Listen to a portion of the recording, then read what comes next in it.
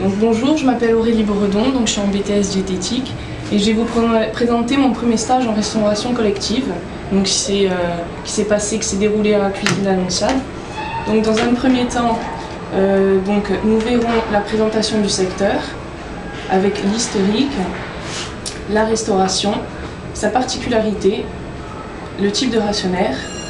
Ensuite, nous verrons l'analyse du terrain professionnel, donc avec le personnel, les locaux, la gestion du service restauration.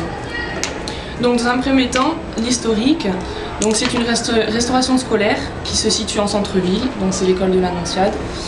Donc c'est une école.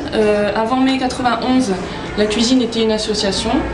En mai 91, la mairie a décidé de reprendre le personnel, de faire effectuer des stages pour devenir un service public.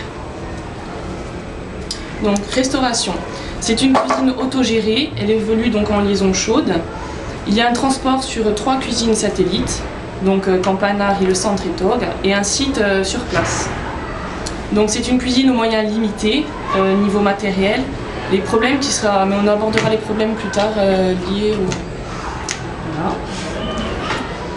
Donc particularité, la cuisine détient une autorisation pour continuer en liaison chaude. Elle n'est plus du tout aux normes, ne répond plus aux normes d'hygiène, mais continue néanmoins de produire et livrer des écoles et des centres aérés.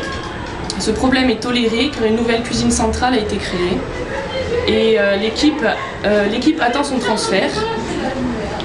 Malgré sa non-conformité, elle est contrainte d'appliquer, pour peut-être rééquilibrer la balance, d'autres normes amplifiées. Donc, le type de rationnaire, donc ce sont des enfants de primaire et maternelle. Il y a quelques accompagnateurs en salle qui partagent un repas. Ils font à peu près 600 repas par jour. Donc l'analyse du terrain professionnel. Donc par rapport au personnel, j'ai fait un organigramme du personnel.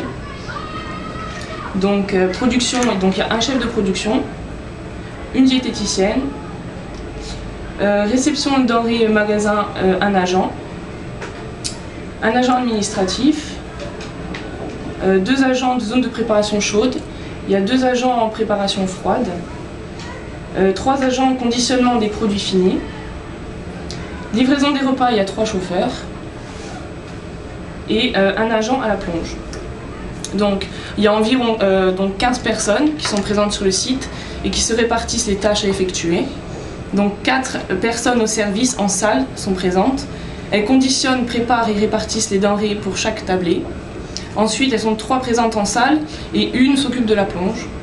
4 agents de préparation froide et chaude préparent les menus et répartissent les quantités livrées dans des bacs thermo-isolants qui sont ensuite livrés aux cuisines satellites. Ensuite, il y a 3 chauffeurs qui livrent les repas aux cuisines satellites en 2 voyages. Donc le premier voyage s'effectue vers 9 h avec les préparations froides et vers 11 h les préparations chaudes sont livrées. Un magasinier qui prépare et livre grâce à un monte-charge des denrées nécessaires aux préparations la veille. Voilà. Les horaires, donc 7 h 13 h, sauf pour les cuisiniers qui quelquefois sont obligés de venir à 6 h pour les préparations qui sont un peu plus longues. Ils suivent tous une formation, donc au paquet hygiène et HCCP, qui se renouvellent tous les ans. Du fait de la création d'une nouvelle cuisine centrale, où ils vont être transférés, ils ont tous plus ou moins suivi une formation en liaison froide pour la prochaine cuisine. Donc par rapport à la tenue, le personnel, donc ils ont une blouse blanche, pantalon blanc, chaussures de travail blanches, Charlotte recouvrant l'ensemble de la chevelure, port de bijoux interdit, tablier à usage unique. Pour les visiteurs, il met en place un kit complet, une blouse jetable, surchaussures et Charlotte. Ensuite, ils suivent tous un suivi, donc ils ont un suivi médical à l'embauche, puis après ils le renouvellent tous les ans. Un examen clinique, un examen complémentaire, donc analyse de la gorge, pharynx. Certificats médicaux aptes à la manipulation des denrées alimentaires qui sont archivés sur les différents sites. Donc constatation, par rapport à la tenue, donc non-port de la blouse pour le cuisinier qui porte une doudoune, bijoux présents quelquefois pour la cuisinière, Charlotte non portée par les aides au service ainsi que les bijoux. Les règles d'hygiène, sans cesse un va-et-vient de personnes extérieures à la cuisine, rentrant en habit civil. Les fumeuses sortent et rentrent sans se changer. Le cuisinier sort de la cuisine pour s'asseoir sur son banc et ne change rien. Certains ne se lèvent jamais la main. B. Les locaux. Donc le plan de la cuisine, donc là on ne voit pas trop. Donc en fait c'est sur 2 étages. Donc en fait il y a un monte-charge qui est situé ici. Ensuite il y a ici la laverie, la légumerie. Donc là les aides préparent, elles préparent les tablés. Là la cuisine, donc c'est la production. L'allotissement de départ et là il y a les camions pour livrer en fait. Donc les locaux.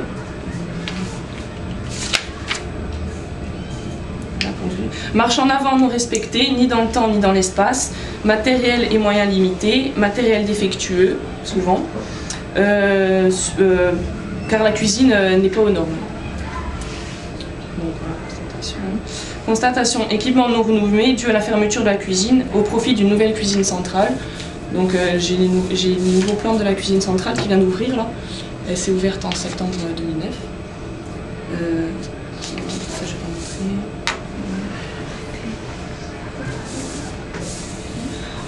Je sais plus où j'en suis. Donc moyens limités, préparation en 2 fois des repas occasionne des problèmes de livraison. Sur les cuisines satellites, il y a des retards sur les repas livrés. Action corrective, donc la nouvelle cuisine centrale. Donc pour la gestion du service restauration, donc les menus. Les menus sont élaborés. Voilà. Les menus sont élaborés par une diététicienne tous les 6 mois. En fait, ils font un menu été et un menu hiver. Les menus sont envoyés toutes les 3 semaines, donc signés par la diététicienne et renvoyés. Il y a des fiches menus. Sur la période de janvier, le coût maximal d'un menu a été évalué à 2,25 €. Donc en fait, j'ai pris directement un menu et j'ai calculé le coût de revient pour chaque menu. Les commandes. Les commandes sont effectuées par le magasinier. La commande varie selon les menus. La viande est commandée la veille, voire 3 jours avant, tandis que les autres produits peuvent être commandés 10 jours à l'avance. Donc la production,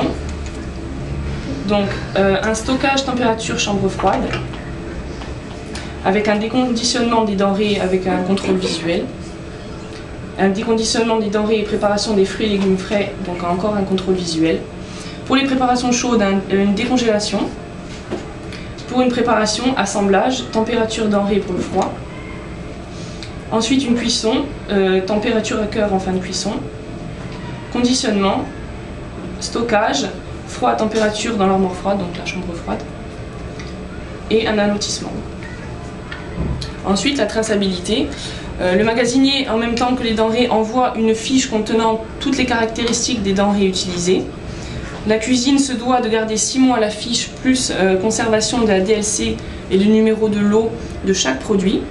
L'office se doit de la garder également 6 mois, donc garder le formulaire de traçabilité, épicerie, comprenant la dénomination de l'ingrédient, le numéro de lot, DLC, DLUO, la date d'ouverture, le fournisseur et la marque.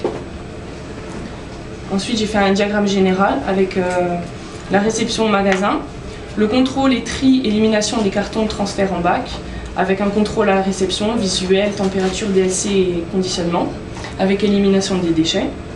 Ensuite un stockage des denrées en froid positif ou négatif, et l'épicerie, donc qui conduit vers un déstockage et expédition vers une autre cuisine satellite, qui est la cuisine Amadei, avec contrôle toujours de température des denrées et du véhicule au départ de la cuisine.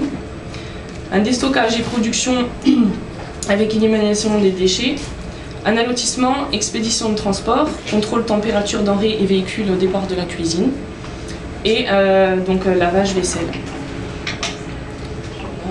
Constatation, donc le matériel non conforme, donc en général, et non-respect des outils HACCP. Après, pour la diététicienne, en fait, donc j'ai pas eu l'occasion de la rencontrer.